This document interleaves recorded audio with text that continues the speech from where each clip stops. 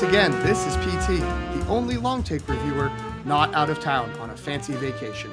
I'm here to introduce the second and final part of our conversation about the best movies of the 21st century.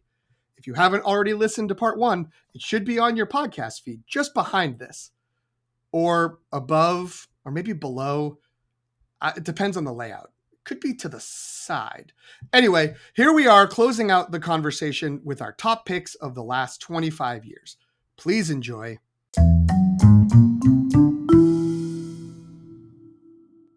All right, Antonio, what's your number 6? Pretty sure that I'm not gonna be able to talk about it. Number 6 from 2015, George Miller's Mad Max: Fury Road. You don't have to talk about this right now. I figured. All right, let's move to Greg.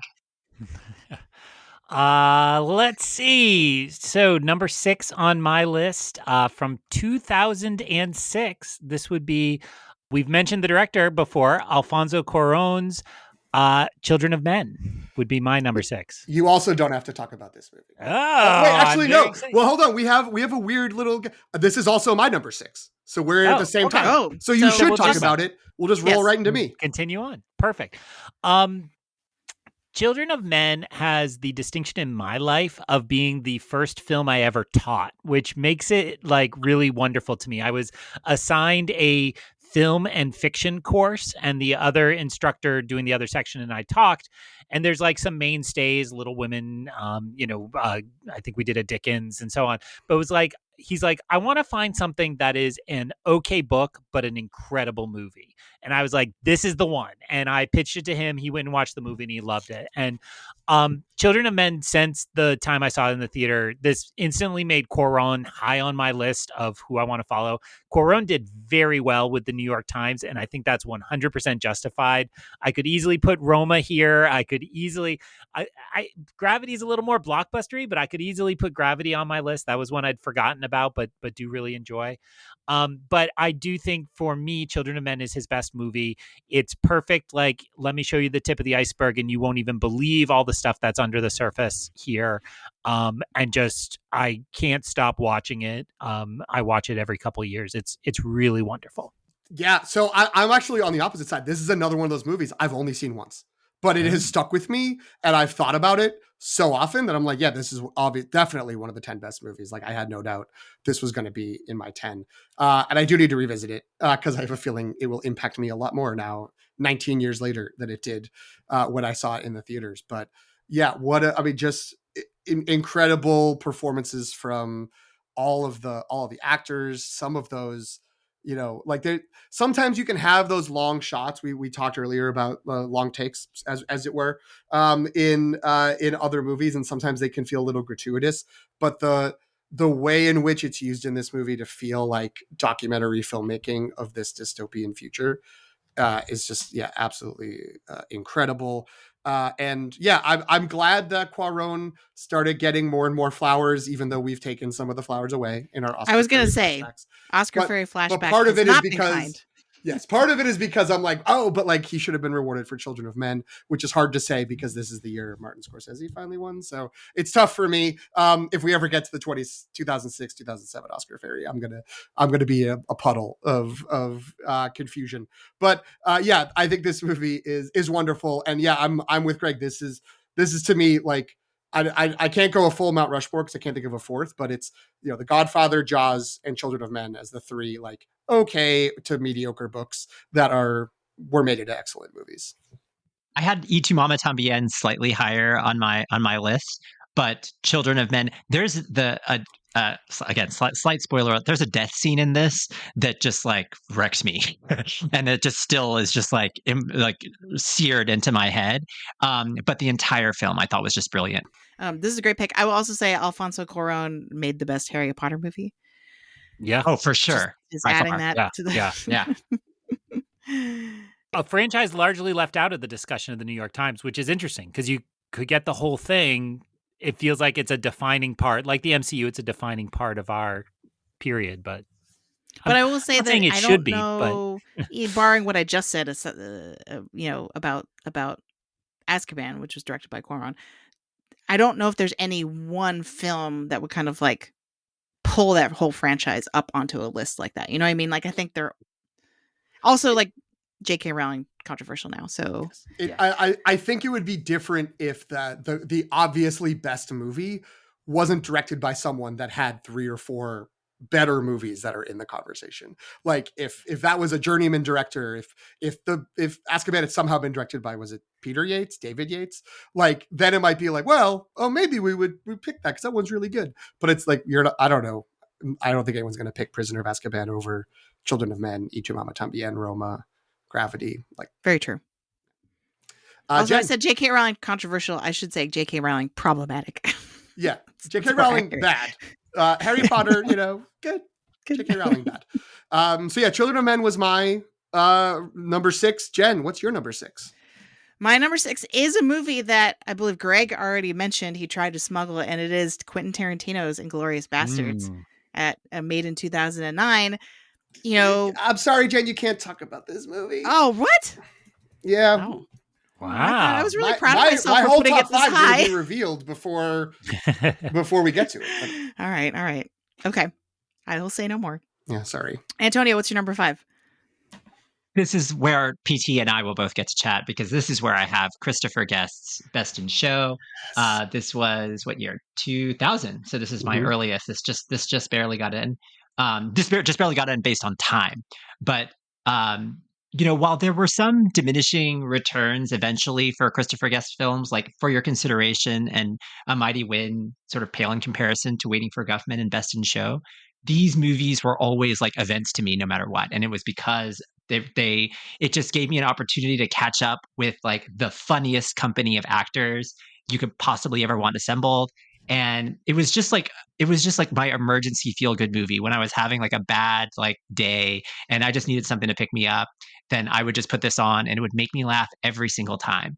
And there are just like scenes in it and characters in it that I'm just like giddy with anticipation to just like laugh again with like Parker Posey, like freaking out about like a dog toy or anything out of Jennifer Coolidge's mouth, right? It's just that good all the time. This is PT, the one. What were your thoughts? Yeah. This is the one that looks least like a bee.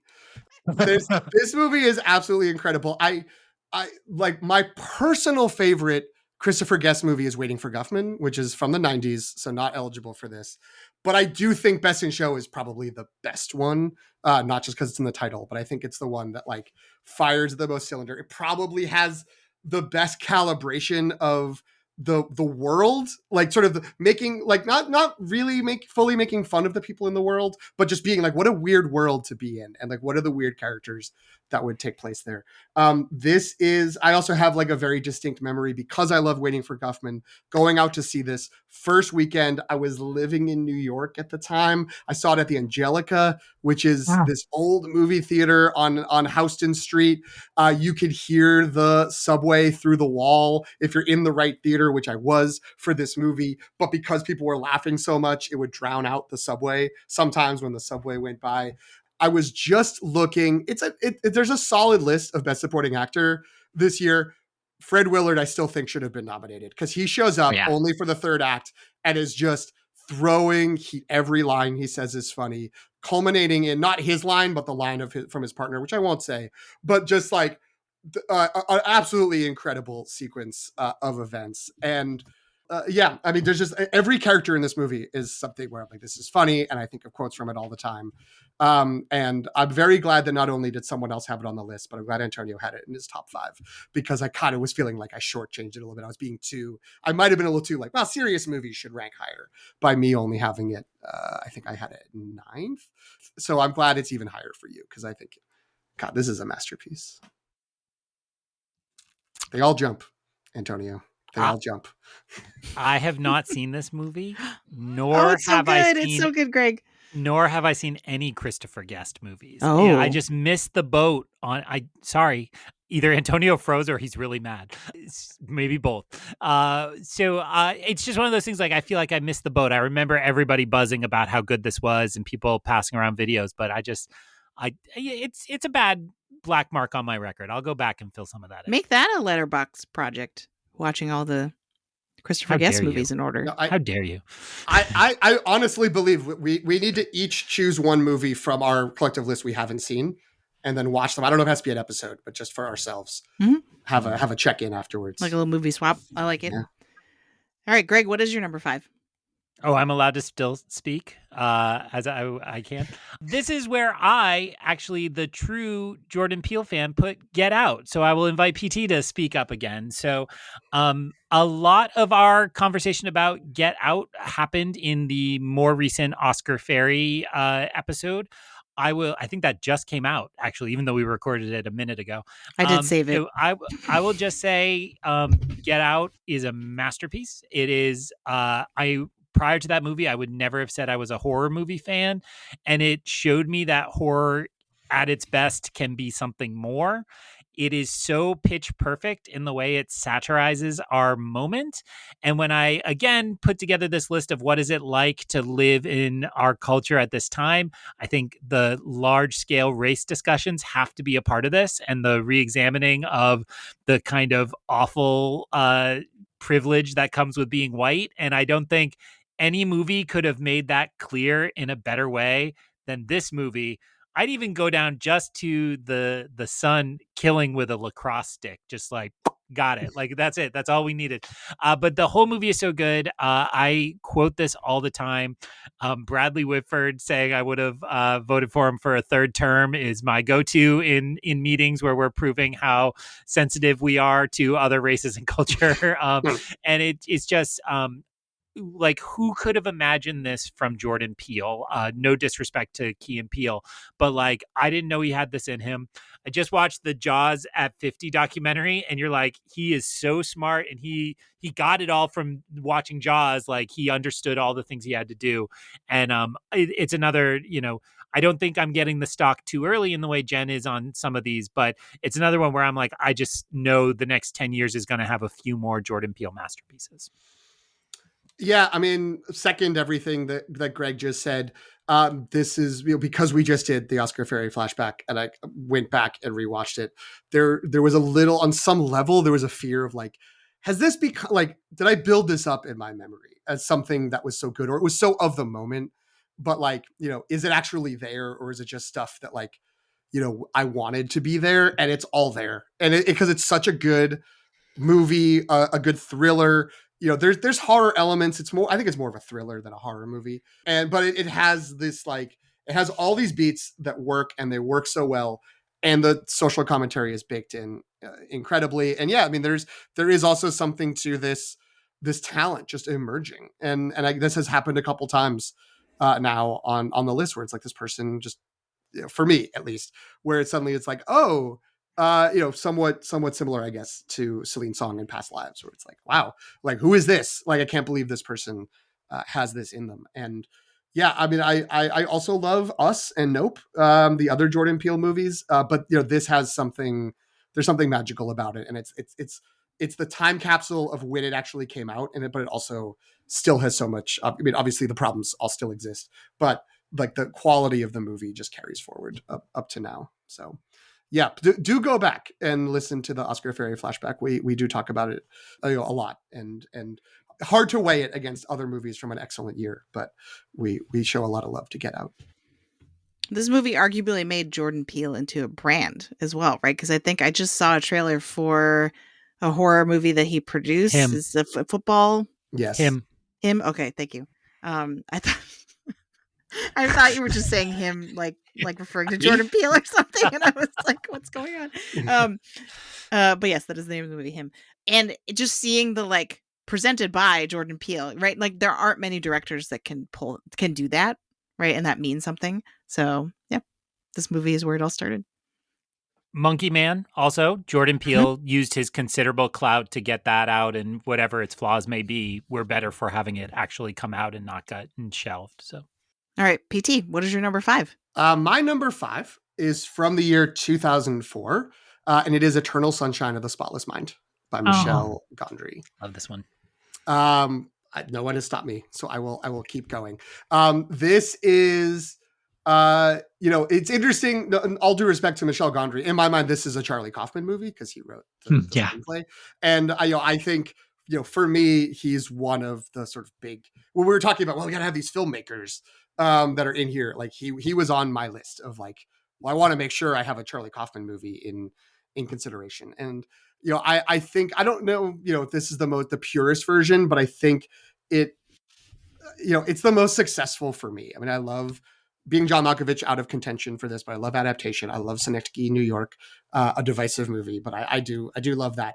But yeah, this one I think just works so well. It taps into the skills, I mean, especially of Jim Carrey, who, has such an interesting career of, the big goofy clown, the Ace Ventura, the In Living Color, Dumb and Dumber style, but that he also has his little like, but I want to be a real boy. I want to be an actor with depth. And, he's got some great performances, but I think this one like gets the deepest for him. Kate Winslet, absolutely incredible. Like I think transcending the manic pixie dream girl sort of essence of this character by making it so complex and complicated, and then all these the supporting characters that are around it, and the dreamlike elements of all of this.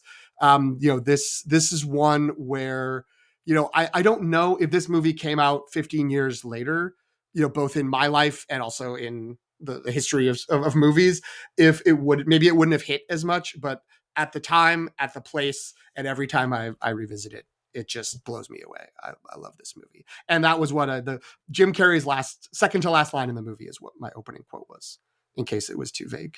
I don't see anything wrong with you.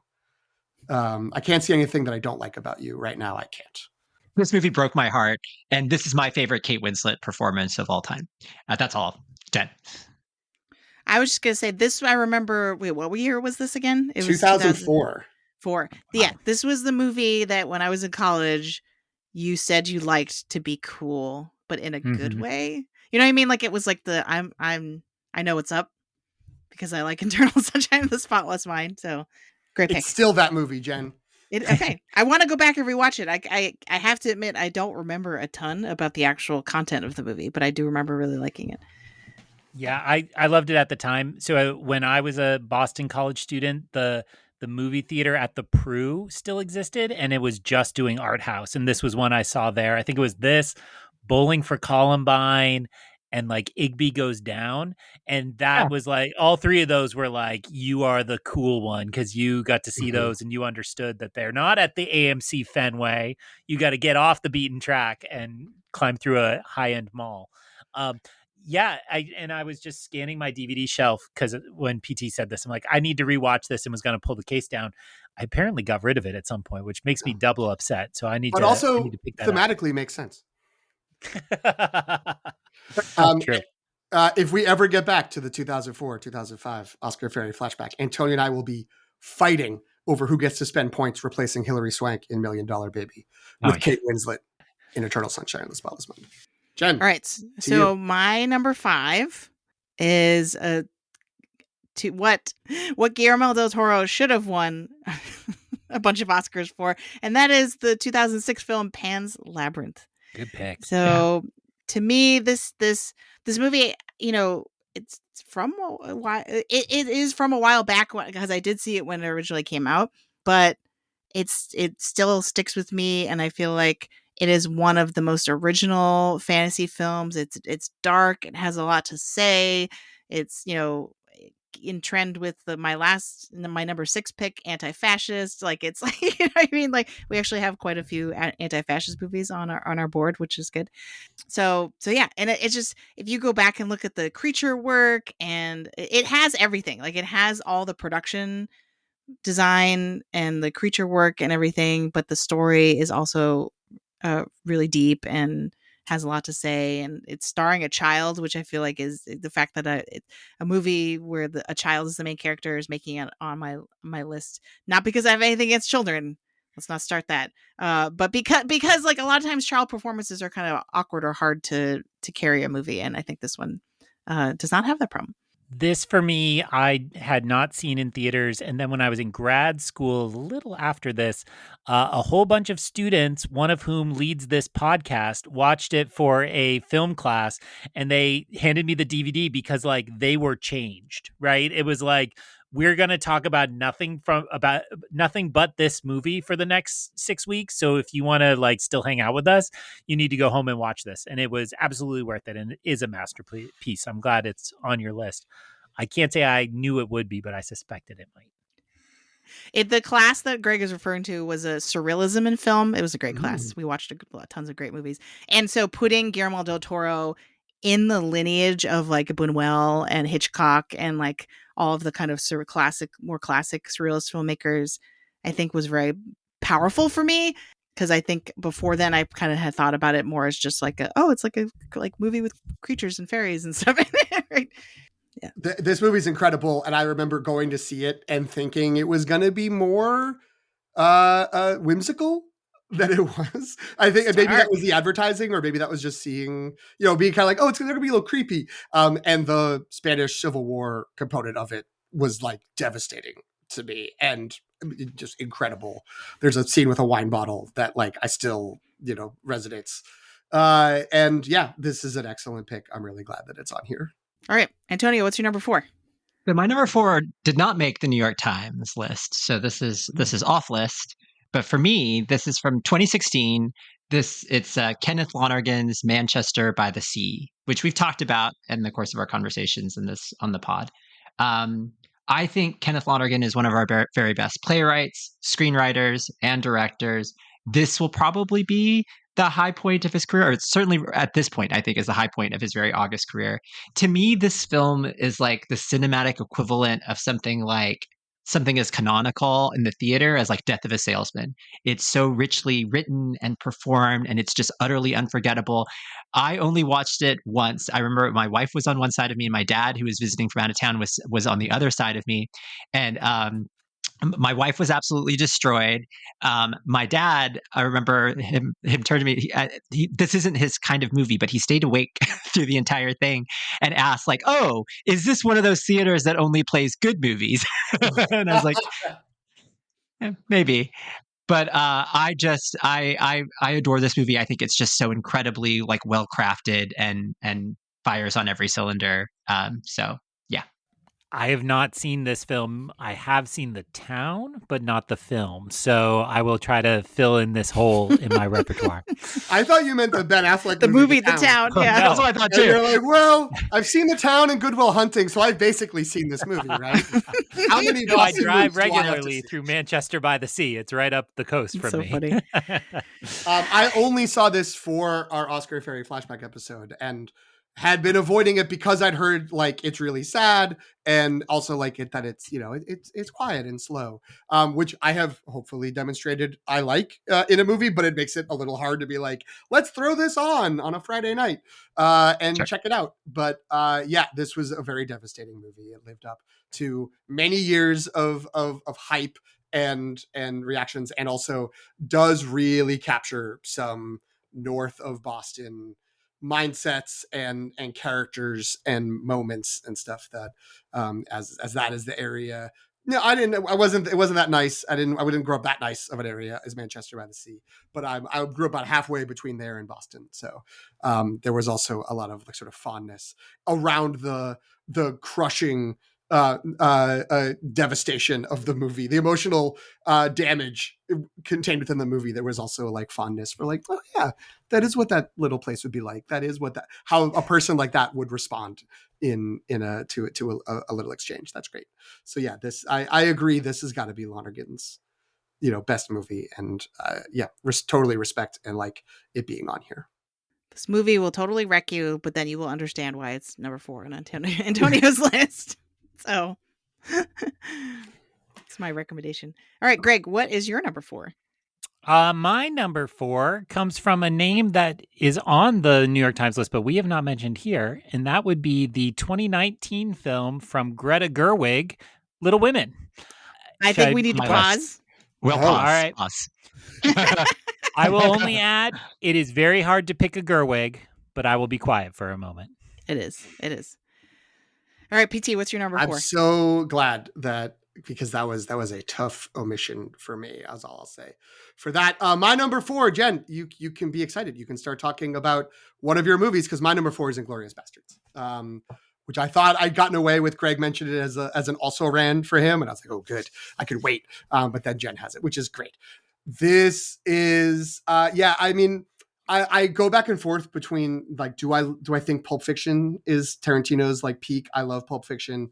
I'm, again, being a little bit older than you, I was at that like high school age of like being right in that moment of like Pulp Fiction is opening the door to like different kinds of movies as it came out, and right when it hit video was like mind blowing to me. But this is probably his best movie, like just in terms of execution. I mean, it does famously, spoilers, famously end on a line about, I think this is my masterpiece. And I do think that was Quentin Tarantino acknowledging that he had made what would be his best movie.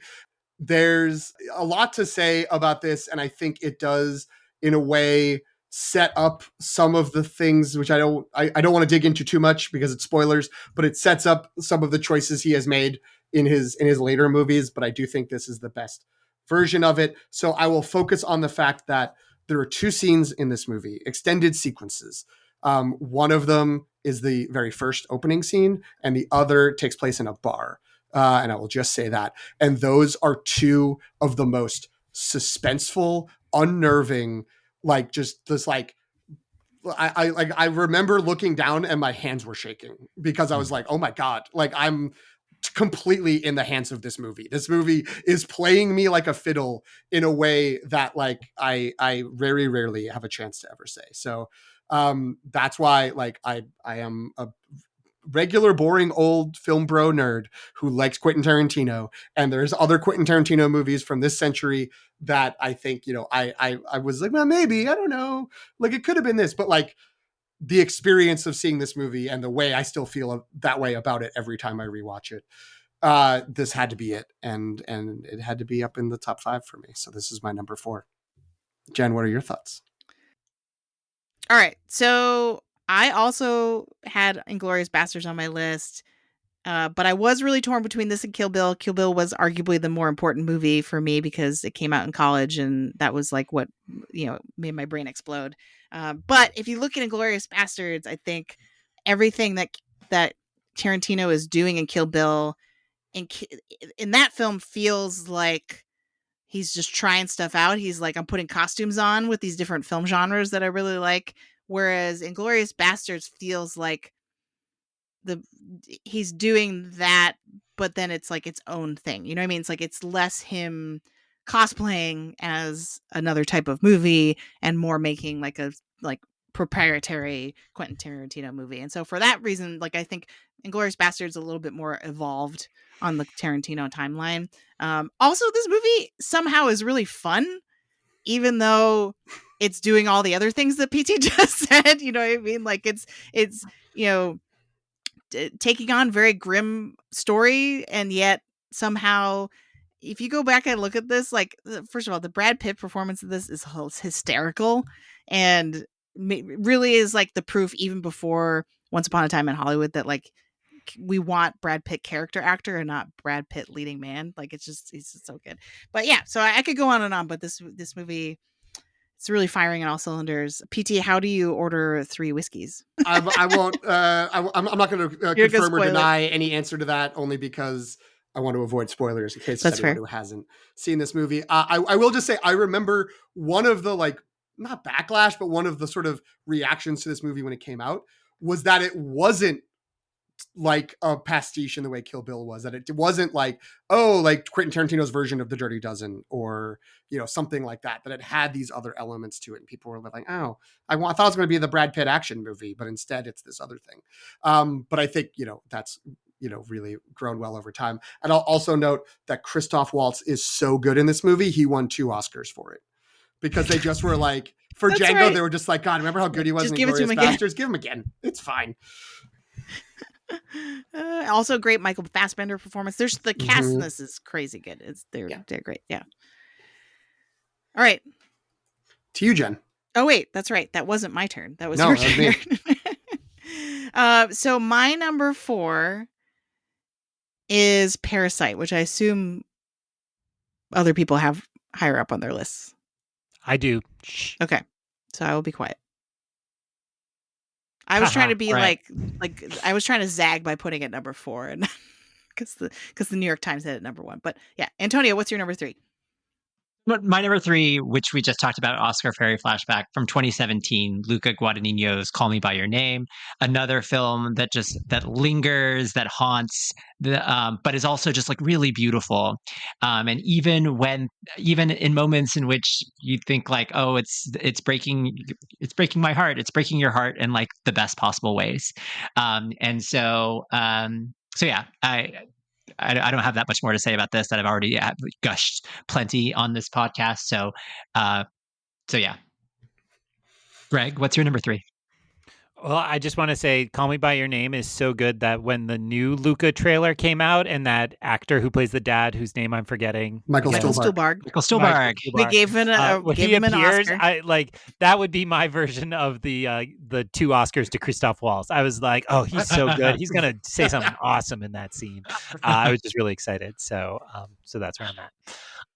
My number 3, you say this is you didn't have to wait long, Jen, if we were the only 2. This is where I put Parasite. Are we good to talk about Parasite, you two? Yes. Okay. This was one that fell off. Like it's on my 25, but I was like, it won. I love it, but it's gonna get its due. So yeah, it's not on my 10. Parasite for me is where I felt the most like I was just putting up chalk, right? It's like this like it was the number 1 on the New York Times list, but it's pretty undeniable with my criteria of represent this time period and be a really excellent film. So Jen, can I defer to you? I feel like when we get shut up, we then lose the chance to get first crack at it. So get first crack at Parasite. So this movie really is, I went through the same thought process that you did, Greg, where I was like, should I even put Parasite on my list? Because wouldn't that make me basic and I'm just copying these other lists? Or like, but we have to stop and remember that it is crazy that this won Best Picture of the year that it did. It is crazy that it's number 1 on the New York Times list because of the type of movie that it is. It's not only an international film, but it's a thriller and it's really funny and incisive and has so much social commentary.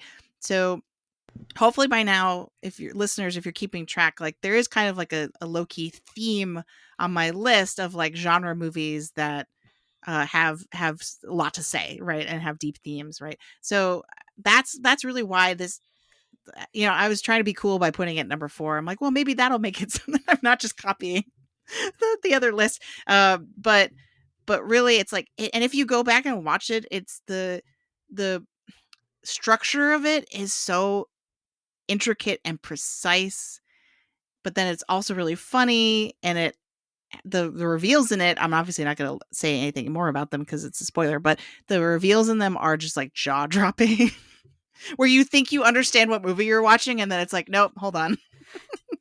So yeah.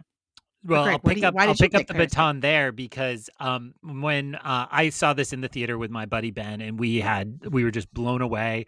It was funny because it was very early in its run, and we were in the Boston Common Theater, which is right next to Chinatown, and so there was a large Chinese Korean population there. They do very well with non-English films at that theater, and like there were a bunch of moments where the crowd reacted. Like very early on, I think the son holds hands with the girl he's tutoring, and the crowd was like, oh, like no, like and they were all into it, which was really wonderful. But my favorite experience watching is I then bought it, said it was the most incredible thing ever, brought it home to watch, and Rachel, my wife, said like, yeah, we can watch that.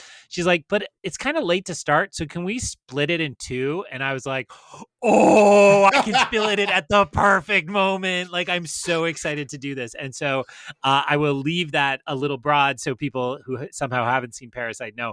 But like, I just, as soon as that big reveal happens, I'm like, and that's it for tonight. And she was, so thrilled, and like the way we all were, but then had to sit with it for 24 hours, which so you turned it wonderful. into a TV show is what I basically. I beat HBO Max to the point. Yeah. I think Jen said it right.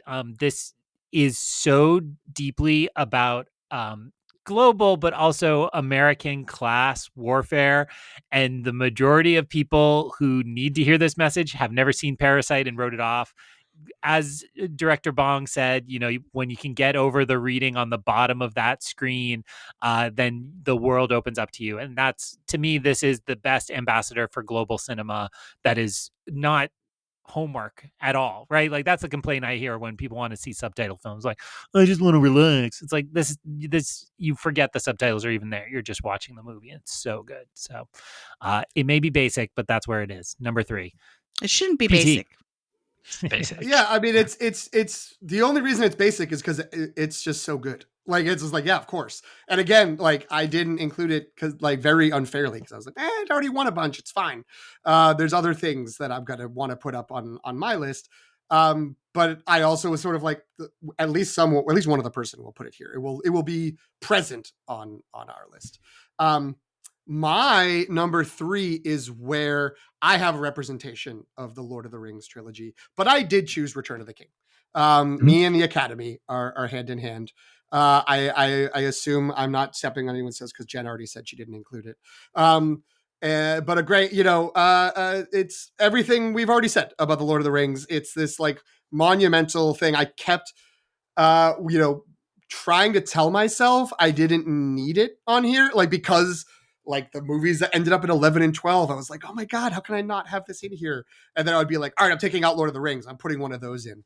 But then I was like, what am I doing? I watch these movies all the time. I love these movies. These movies are such achievements of cinema, of the craft of filmmaking, of adaptation, of taking the unadaptable and making it into movies, of actually doing we're filming this big thing at once. We're filming multiple movies at once and succeeding. And, I agree with everything Antonio said about Fellowship, like setting the stage so well and being so wonderful. And I did consider that, and like it's also the one I'm maybe the most likely to be like, I'm just gonna watch Fellowship. I'm just gonna throw Fellowship on, which does frequently lead to me watching the other ones soon thereafter. But it's easy to think about that on its own.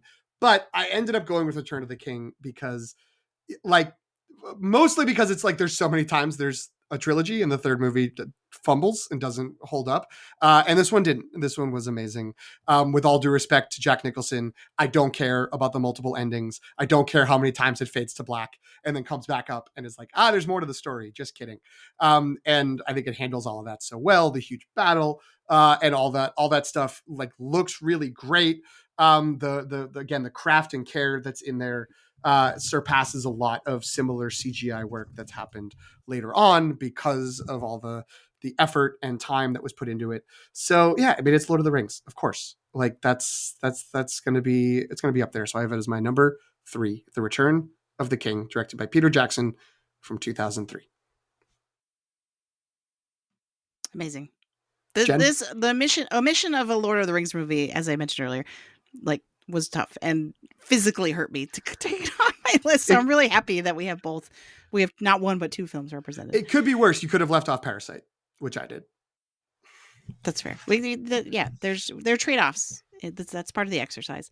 I was just going to say, I think that trilogy is right now in this black hole of we take it completely for granted. It's like it was a great thing and we all loved it and it's just a part of our lives. So many people watch it every year and we forget that it was like once like surprising and new because there's been so many pale imitations. My not so beloved Wheel of Time among them. So sorry, Jen. Hey, Jen, could you tell us your number 3? We can now talk about Little Women. Because that is my number 3. Nope. No, you can't. Oh, You wait. can't. Oh, that's You right. Oh, I forgot to look at Antonio's list. For some reason, I assumed that you had already said that had it on yours. Okay. Sorry. Never mind. Well, So, okay. But we're moving to me at number 2. And number 2, Little Women. So also Okay. all of us will have a chance to talk about Little Women. This was, I thought, a glaring omission from the New York Times list. I'm very happy that they included Lady Bird. Greta Gerwig definitely should be included here. And I love Lady Bird, but Little Women to me is a superior film. What I think the knock on, like, not knock on it, but I think the reason that it doesn't make it on here is that this is obviously well-trodden literary source material and several films have been made about it.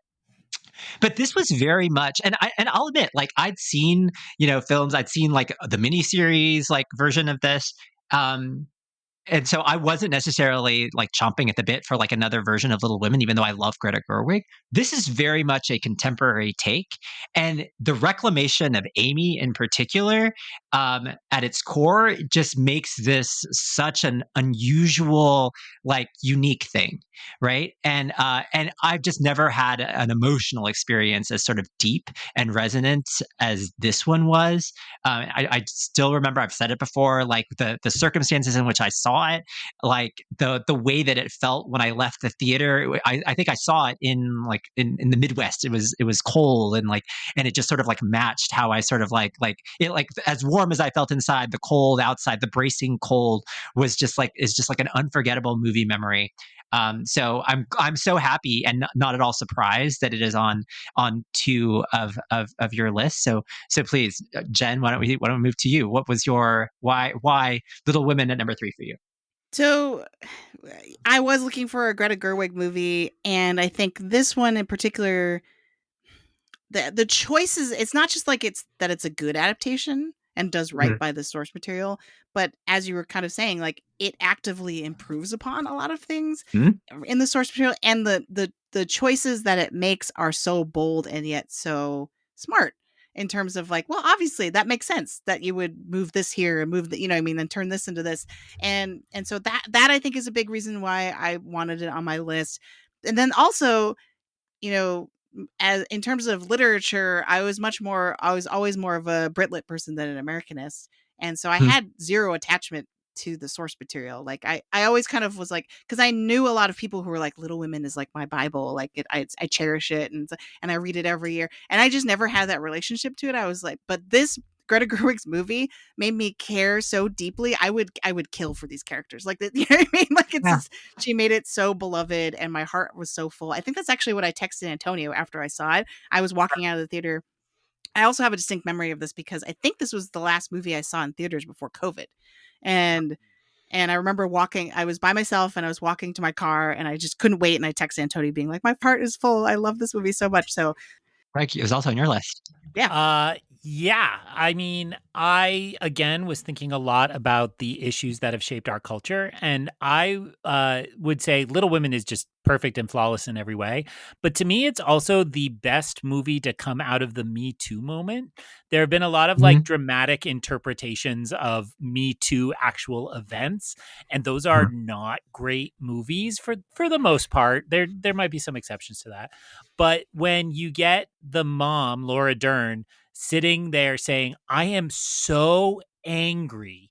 I thought that moment and that discussion between Saoirse Ronan's character and Louisa May, Joe and Mammy, I found that so moving and did so much to help me understand what the women in my life face every day and what they are going through in that moment, where we're consciously reevaluating the really negative power dynamics that have been shaping our civilization for so long.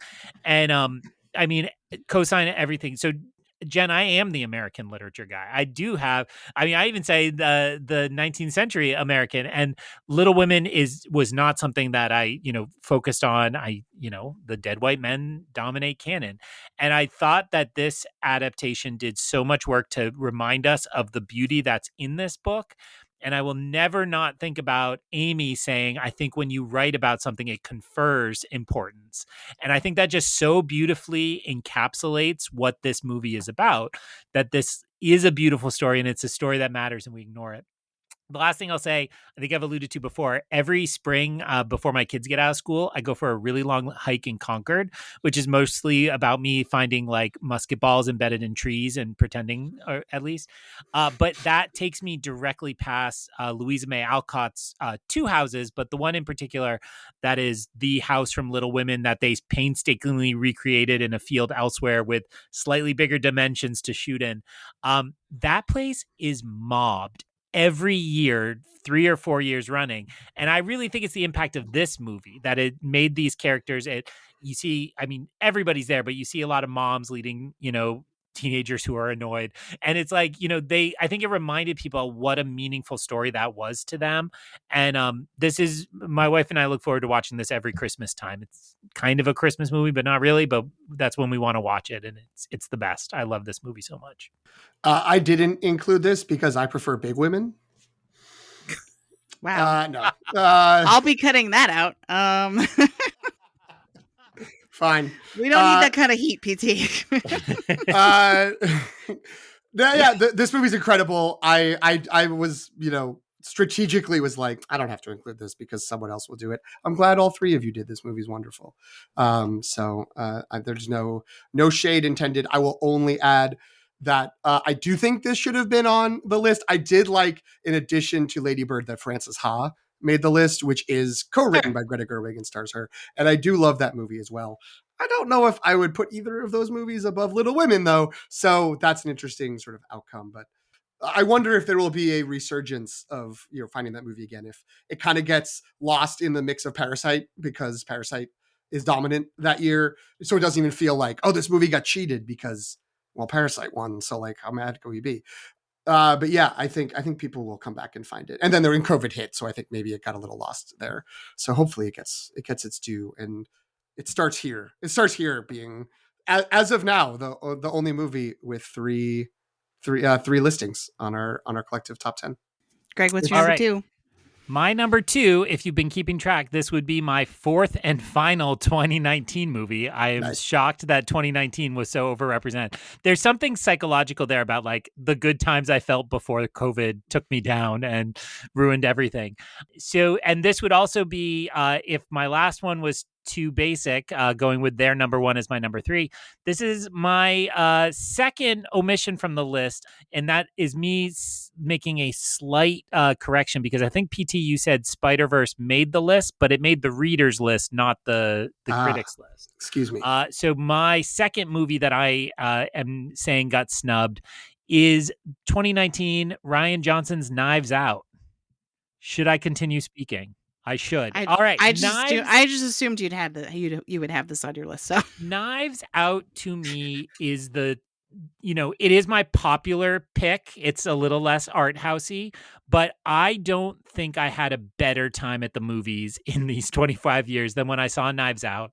And if I'm thinking about what life in these 25 years is like, it's like dealing with your family that you realize you kind of hate all the time and trying to work through that and still embrace each other. And I thought Ryan represented contemporary American life like pitch perfectly. And hey, maybe some other really famous director tried to do that this week, and we'll have to talk about that later. But I don't think any other director has done it as well as Rian Johnson did in this film. And the cast is incredible and kicked off this wave of you need to not have 5 famous people. You need to have 10 famous people in your movies. Again, not Ana de Armas's first role, but certainly a breakout role among others. Total redefinition of Daniel Craig, which I'm totally here for and love everything he does in these goofy, stupid movies. So just absolutely one of my favorite movies. I thought it was a mistake it didn't make the list at all for the critics. No disrespect to you all nominating Superbad for your comedy, but I guess Knives Out is enough of a comedy. I'd say it's taken that lane on my list.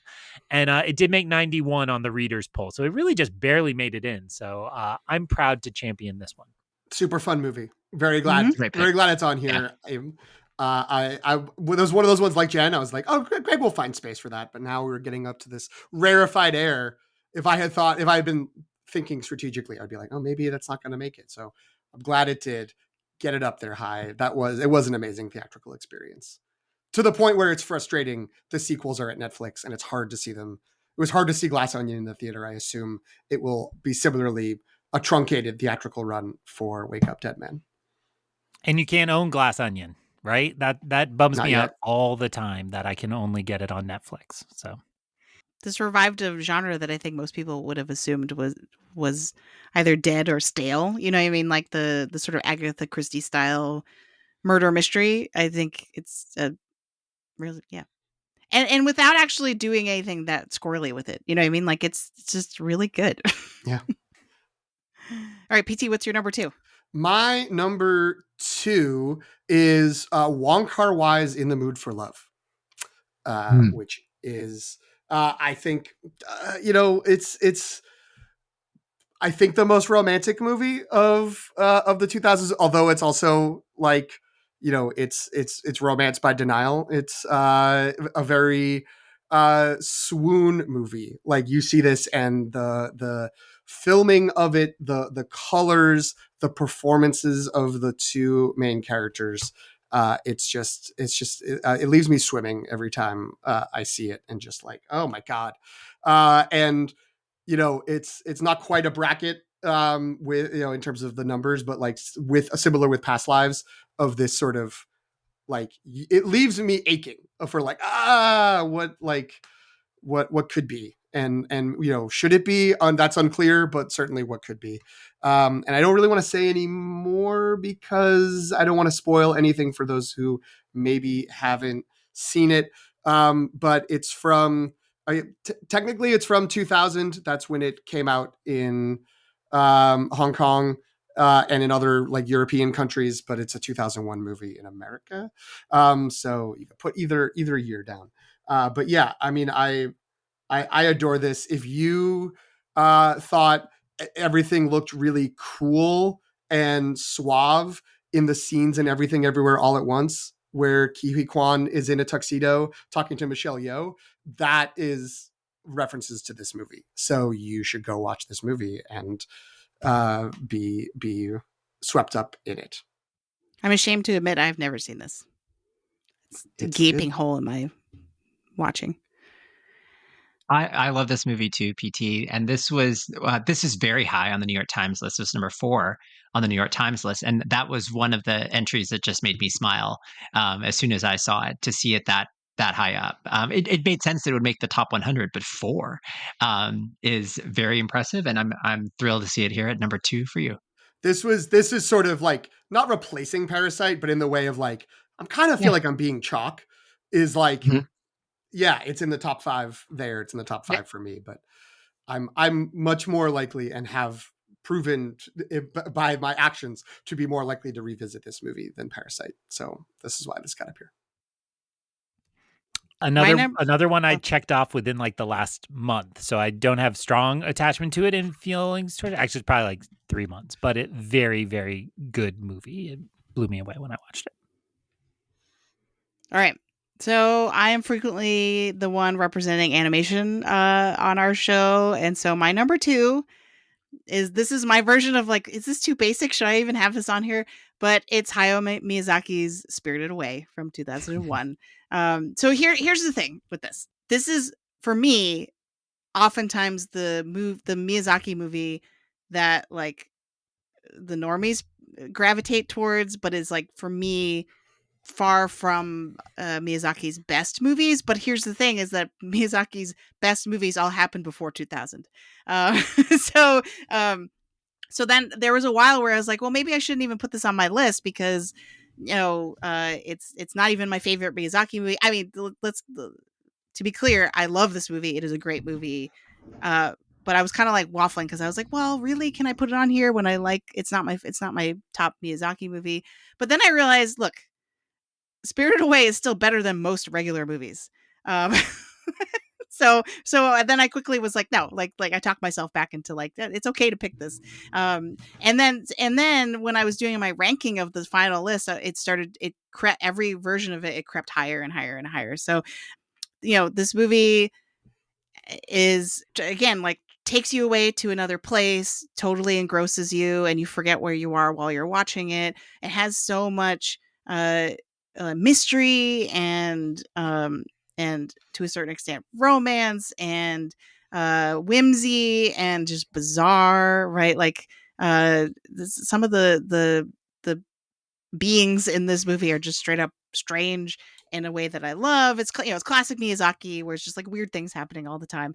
And but at the same time, the story itself, the core story that the main character goes through, a lot of people make the comparison to Alice in Wonderland, but I think that's kind of underselling what she goes through throughout the course of the movie, because it is so much more than that. But it also has like more like deep sort of like like fairy tale folklore themes. The animation is just off the charts. There's a reason that there's like, if you go to Hot Topic, all the teachers' t-shirts have like the little no face guy. You know what I mean? Like, so I don't know if I need to say much more than this, but that's it. You don't. I mean, I didn't pick Miyazaki, so I was like, Jen's got it. Yeah. But it's I did consider this and also Boy and the Heron. But that's partially because like I started watching Miyazaki later. That's the first Boy and the Heron's the first one that came out after I started watching his movies. So maybe I overrate that a little bit because it was so fresh and new. But yeah, this movie is wonderful. It's excellent. And yeah, I'm glad there's another animated movie. I'm glad it's Miyazaki. I'm glad you got to share it. All right, Antonio, we're in the final round. What's your number one? The only one that I know for sure for all of you is PT's. I know what his number one is. So my number one from 2022, it is Todd Field's Tar. So Greg mentioned earlier that the New York Times list skews very like male heavy. And if you look at like great cinema in the 20th century, it's speckled with complicated, flawed male characters. So the AFI 20th century list, there's Citizen Kane, The Godfather, Raging Bull, Amadeus, and then in the New York Times list for this recent list, anything with Daniel Day-Lewis, There Will Be Blood, Phantom Thread, right? If you look at the AFI list, the 20th century list, for films with women at the center, they are a decidedly different register and different type of character. All About Eve, Annie Hall, My Fair Lady, right? In the 21st century, I have not seen a more indelible Titanic character than Lydia Tarr, a character who in the 20th century would almost certainly have been a man. There is just something about this film, about this character that just haunts me and infuriates me. And I think just the genius of this film and of Cate Blanchett's performance will endure to the 22nd century. So, this was a film that like, even in the year that it came out, I had it just below Everything Everywhere All at Once. But then over time, like upon rewatch, like that's the movie that stuck with me and continues to stick with me. That's the movie that like I continue to like go back and watch scenes from. So I think the fact, even though it's still fairly recent, the fact that it's endured as much as it has and has lived in my brain as much as it has, I think I'm fairly confident that this is a movie that we'll be watching for years to come. That's a good pick, and that was not at all on the New York Times list, correct? Nope. It was. Yeah. Oh, no, it was. It was on the New York Times list. It was, but it was pretty low on the. I mean, like I don't know what's low. Let's see. It was. Oh no, was it not on the list? I thought it was. I don't think I see it. It is 67. It's 67. 67. Yeah. Yep. 67. Yeah. That's really low. That is low. I'll just echo. I really find myself thinking about that. I just showed my wife Black Bag, and I was like, Cate Blanchett's good in this, but she's much better in Tar. And like, it's such a showcase of one of our best actresses, and also somebody that's underappreciated, I think, despite all her accolades she's received. So I thought this was great. I still laugh at how many people think Lydia Tarr was a real person.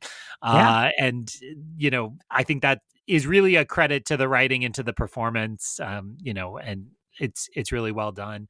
Another movie that plays with the themes of Me Too as well, and does so kind of consciously and more carefully than the like dramatization of the actual stories. The biggest compliment I think the After the Hunt trailer has gotten is there was, I don't remember where I saw this, but someone was like, "Oh, Julia Roberts is getting the Tar treatment." So there you have it. Yeah, this is a movie that I think it was on my long list. I think it would maybe should have made it further in the process. I have only seen it the one time, so I do want to go back and revisit it. But yeah, it's difficult because I loved Michelle Yeoh in Everything Everywhere All at Once. I loved her winning for that performance. But I do think it's going to be one of the great sort of not lost, but unrewarded in the moment movies, and especially the performance. Like it's going to be one of those you'll look back and you'll see, what did Cate Blanchett get official accolades for? And the agreement will be yes, but the best performance was her in Tar, which given her career is certainly saying something. All right, Greg, what's your number one? Well, first let me just note the insult I was just dealt, because not only did Antonio give away my number one almost immediately, he then forgot he did and said he only knows PT's and not mine. So my number one is The Social Network, that I believe provides the greatest delta from his number 10 to my number one. And because of that delta, I will take the first opportunity to speak on it. So, to me, this best exemplified what I said about quality craftsmanship and something that really unlocks this time period. And let's pause to just say, Aaron Sorkin, we hear you're working on the second one. Stop it. Stop it now. Stop it.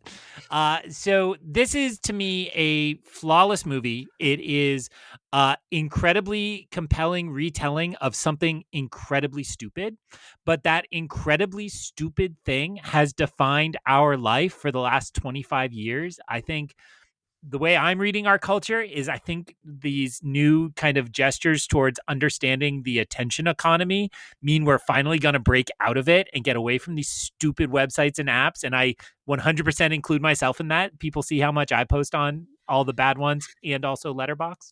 But I will say, I think the fact that this movie subtly but dramatically demonstrates that these are poor little weak men that accidentally reshaped all of global culture is just so incredible. And Jen, where are you at? This gave us the Trent Reznor, Atticus Ross score, right? Like we don't get challengers without this. It's true. So it's incredibly good. It also features my bicycle. Calm down, people. It's okay. And I really love this movie. I love what it tells us about this country. And the last thing I'll say is, when this country was going through some upheaval earlier this year, and Elon Musk was making a lot of the big decisions, there was that viral tweet or whatever it's called now, that essentially said, I always knew white men would be the death of our society. I didn't expect them to be such losers. I was like, yep, I got it in Social Network. Like, that's what it was. Like, it showed us back then. So, yeah, I love this movie. It's my number one. I apologize, Greg. Because it was like the very first thing. The first thing, 2 hours ago, that I'd forgotten that it was on this list. Social Network is also not like the vibe necessarily that I associate with you, but it like makes absolute sense, right? And I co-sign everything that you just said. It's a perfect film, and I really loved it. Yeah. What about you two? I look forward to rewatching it because, That's right. like, again, I thought I didn't mean disrespect, but I wasn't like blown away by it.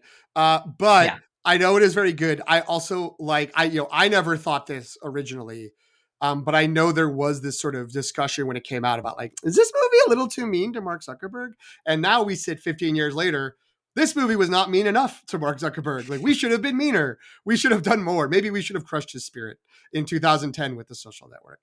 So yeah, I think the points you're making, the film, the quality of it all is obviously there. And the idea of this as a linchpin for like what has happened to society and the people that have shaped it for better or almost entirely for worse. It does make sense to be the number one movie out of this span of time. The only thing I'll add, because I think we haven't mentioned it yet, is that this is extraordinary if you think about it as a biopic docudrama, right? Mm-hmm. Like, and I think the fact that nobody reaches for those labels first is a testament to how well plotted it is and how well written it is, that it doesn't sort of just like, phone it in terms of those tropes. So yeah, it's a movie that's telling the story of a moment in time and of a person, but at the same time has so much more to say about everything you all just said, right? Like about the modern life. All right, PT. Well, I think I can also guess what your number one is. And I mean, I tried to not. Like, I was like, I'm not going to do that because that's so obvious. Like, why would I do that? It's too chopped. But how could I say no? My number one is Mad Max Fury Road, the 2015 movie by George Miller. because it is the like it's obviously like, you know, blockbuster action filmmaking, but it's also just like almost pure visual storytelling. And you know, the like crazy process by which it was made, the ways in which it's built up, it like it does kind of stand alone as the way, like in the way it presents a narrative, in the way it tells a story, in the way it hints at all of these, like at a bunch of themes and a bunch of stuff that we've already kind of talked about in terms of, you know, who has power in society, what does it mean to stand up to a dictator, to someone who is like an authoritarian leader. What are gender roles? What are you know, the people who are in society versus people who are out? And it does all of that in a big car chase that becomes a second big car chase, and that's basically it. And that's the entire movie. And I like will finish watching it, and I kind of want to start it again, which is not. You know, it's not something I can say about all of these movies, obviously. But you know, in the end, when I was like, where do I put this? Where do I kind of like try to slot it? I couldn't deny that it's just like it's the movie on my list I think I've watched the most out of all my top 10, and that got something to it, that got something up to the upper level for me. So if you want to know, if you don't know why it's so obvious I would pick this, you're welcome to go back to any of our earlier Mad Max episodes, the Mad Max retrospective, our review of Furiosa, our letter awards, the year Furiosa came out. But yeah, I mean, I love this movie. I love Charlize Theron in this movie. Tom Hardy is great in the movie as well. All the supporting people are wonderful. Nicholas Hoult, shout him out. And yeah, I mean, this movie is great. Antonio, you also had this on your list, but like depressingly low, not number one for some reason. Just kidding. It still made the top. It's number 6 on my list. Too low. It is amazing. It just like every sense, like in that you are just like maximally like stimulated from beginning to end. I will also say, like, I mean, you're right that the visual storytelling of this is really incredible. What upon second watch, which my second watch was with you, I remember also thinking like that the few lines of dialogue that are in the film are actually incredible, right? Like they're just like perfect, perfectly written. And so yeah, this is also a perfect movie. It's a movie that I will always, that if it comes into theaters, I will always want to see it in the biggest screen with the loudest sound system possible, because it's just that good. I mean, we have so much content on this movie already that I don't know if I want to add anything else. Yeah. But I'll just say that the only reason this is not on my list is because I was 100% confident you would have it on yours. So, yep. Well done. Thank you right. for fulfilling the prophecy that I set out. All right, Jen. All right. Close us out. My number one. This was so hard. Because I think there's a couple that you might be thinking I have in here, but what I ultimately landed on was the 2021 film Denis Villeneuve's Dune. And nice. You know, when I think back to the role, like so this for me was in place of any Lord of the Rings movie, because to me it serves a similar function in my kind of movie pantheon, in the sense that like it took a book that no one thought you could adapt, and it built a whole world and really sucked you into this story and these places and these people in a way that's just and has such a singular aesthetic, and the cast is just like going nuts in this. And so I think I'm picking Dune instead of Dune Part 2 for the similar reason that Antonio is picking Fellowship as opposed to Return of the King. And it's just like it kicked off this whole thing that hopefully it doesn't stop before it's too soon. I might be, this is a pick that I was nervous because I'm like, well, this isn't done yet, so maybe it doesn't have a Return of the King yet, so maybe I'm gonna be regretting this pick later for that reason. But I had to have Denis Villeneuve is one of my favorite directors. I also was kind of debating, I'm like, do I put Arrival on here? But recency bias won out, and because it's the sort of world building kind of like edged this out over Arrival for me. Great pick. This Denis ended up there. There's a few really big directors: Denis Villeneuve, Paul Thomas Anderson, Christopher Nolan, who are these sort of Titanic directors to a degree. It's like, do I need to have them on my list? But I was like, yeah. But I was like between multiple movies. I was like, and that kind of ended up leaving them on the outside, like in the 11 through 20 range, because I also was like, Arrival, Dune Part 2. Even like Blade Runner. I do love Blade Runner 2049. So, but I think Dune is the right pick in general, and obviously the right pick for you as well. And yeah, I mean, everything we said about Lord of the Rings, this does feel like this is potentially the next installment of it. We'll have to see what the now officially titled Dune Part 3 turns into, how that comes out. But at least even just the two movies we have right now, I mean, I think they're masterpieces. I love it. I love it that it's here, and I love that it's atop your list. I don't believe we've ever talked about either Dune movie on this show, so we should probably talk. We've also oversaturated hours and hours and hours, but it's a worthy pick. It pained me I didn't get a Villeneuve movie on, but I do think he's one of the major talents. I did not like how present Nolan was on the list, and I wanted more Denis. It's not a competition, but I am much more into what Villeneuve does than I am into what Nolan does. All right, so first of all, great job, everybody. We are going to need to wrap up. So I think we just want to do really, really, really quick. Are there either you can say one omission on here or some comment about like how we did overall. So we'll start with Antonio. One thing that I tracked was where like the overlapping films where we have overlap, right? So there was only one film I think that had three of us, right? That was Little Women, and it was very high. Right. For me, for Greg, and for Jen. Jen actually had the least overlap, right? So she had 6 that were just Jen. PT had the most overlap.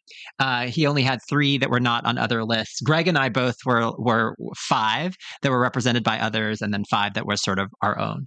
But looking at the lists, I feel like these are nice representations of both like our sort of individual movie tastes and the things that we gravitate toward, but also like as a collective. Like we were talking a lot about, like I knew so and so would take this. Like I'm very happy with this as a collection of 40 films that represent LTR. Yeah.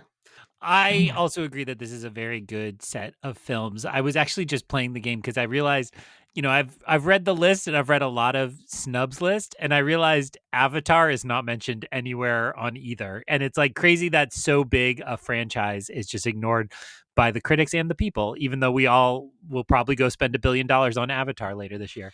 But that's the larger project. Our specific list, I think we did a really nice job not relying on our favorites, right? And I like that we all were able to kind of come up with a definition that included our favorites, our personal reactions were incorporated, but also like acknowledged that we like a lot of silly stuff that maybe isn't meant to be on the big list. I also was just thinking, we didn't get any Chazelle in ours, which I think might be someone we all devalue compared to the general public, right? Whiplash was on the big one. I love Babylon. I will defend that movie. But I love Whiplash, but Whiplash stresses me out so much that I didn't want to put it on my list. It was on my long list. Land, you could make a case for as being, a big Oscar movie from that time, but nothing we all like. And I'm missing. First Man. First Man. I haven't seen it. Forgetting that because everybody forgot it. But yeah, it's pretty good. It's well made, if nothing else. So anyway. Yeah, I mean, I do like Antonio. I really liked thinking about the overlap. Until he said it, I didn't realize the degree to which I was overlapping. I did have the most boring and plain list. But although it's funny, I feel like when I came in, the 3 movies that I do have that were just me were In the Mood for Love, Return of the King, and Eternal Sunshine. And I would have assumed those would be 3 of the movies I overlapped. Like I would have thought, someone else will have someone else will have at least like 2 of those, or across the 3 of you will have 2 of those. And I'll just, reiterate, this was really hard. Like, I'm looking at my, and to defer to Jen, I will not list my, like, next 5 movies, but I'm like, oh man, like, I don't think any of them got mentioned. None of them are on our collective list. So part of me is like, oh man, should I have put some of those up to like give them their own spot? But it was what it was. We can at some later date come up with a longer list for each of us and publish that at some point in written form, if you want. Some of us have already done that. Okay. I've already written it. It's up to you. But yeah, whatever. It's good. I will shout out my animated movie that I did not include. It's down in the 20s, out of my 25, was Paprika by Satoshi Kon, which is an excellent movie. That was my sort of like, I didn't know what to do with Miyazaki, so I was like, what movie I love was Paprika. And also I was like, that's kind of like sneaking in a Nolan movie, because it's basically Inception 4 years before Inception. It's a dream invader, and very weird, very sort of surrealistic at times, but that's a really good movie. I will just shout out because I disrespected animation in my top 10 by not including it. I would say that my strategy of, okay, here's what I predict everyone else is going to have, so I don't need to do that, has largely worked out, with the exception of No Country for Old Men and There Will Be Blood. Those are 2. And I feel like the omission of Paul Thomas Anderson from our bigger list, like as a collective, seems bad. There Will Be Blood was my 11. And I think I said this off mic before, when I was finally slotting in my things, I had number of openings at 3, 4, and 11. And I was like, where do I put one of these 3 movies that could be in my top 3? But it's actually going to be 11. And we don't have any Coen brothers either. Now that I'm looking at the list again.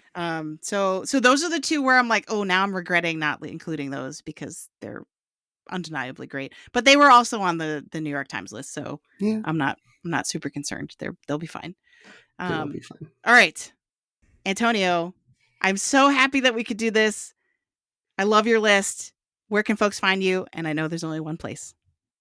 Find me on Letterboxd at Aelefano, AELEFANO. Greg, where can they find you? Find me on Letterboxd at Ion Cannon, EYEONCANON. While you're there, whoever you are, listener, put up your top 10 as a list, get a nice screenshot of it, post it to Instagram and tag our social media, and we'll share your list, because I want to see what other people come up with for their top 10 best. PT, before you do all that work I just volunteered you for, where can people find you? You can find me on Letterboxd at PT McNiff, PTMCNIFF. But you should really just go look for the show, which is on Letterboxd at LTR Pod. You could tag your list, hashtag LTR Pod. You can share on Instagram, Threads, or Blue Sky at The Long Take Review, so we can then reshare, retweet, whatever. And you can also just follow the podcast wherever you're listening right now. Hit subscribe, and we would love to have you come back as we talk about more movies. Jen, where can folks find you? You can find me on Instagram, Threads, and Blue Sky at Sopchockchai, SOPCHOCKCHAI, or on Letterboxd at Qui-Gon Jen. How many hours was this? Is this the longest episode we've ever done? It might be.